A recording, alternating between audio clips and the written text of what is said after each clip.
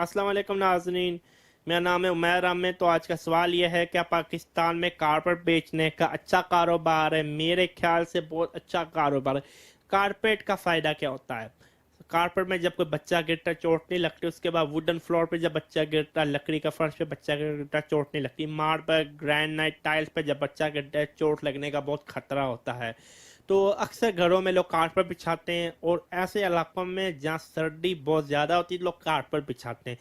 Carpet किस तरह बात करें? कारपेट आप कारपेट क्या कहते हैं?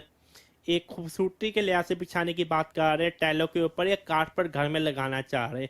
अगर आप फ्लोरिंग की बात कर रहे हैं, फ्लोरिंग कारपेट की बात कर रहे हैं, बहुत अच्छा काम है। अगर आप दूसरे काम की बात कर रहे हैं, मेरे ख्याल से इतना अच्छा नहीं। फ्लोरिंग कारपेट में आप जाएं, काफ़ी पैसा, काफ़ी अच्छा काम है, मेरा तो यही मशवरा है। दूसरा काम में भी पैसा, लेकिन कंपटीशन बहुत हाई है। अगर आपके पास कोई भी सवाल है, मेरा ईमेल एड्रेस है, डिस्क्रिप्शन बॉक्स में सवाल करना पूछना मत भूलिएगा।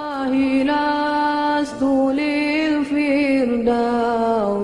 آلا ولا أقوى على نار الجحيم الله فهب لي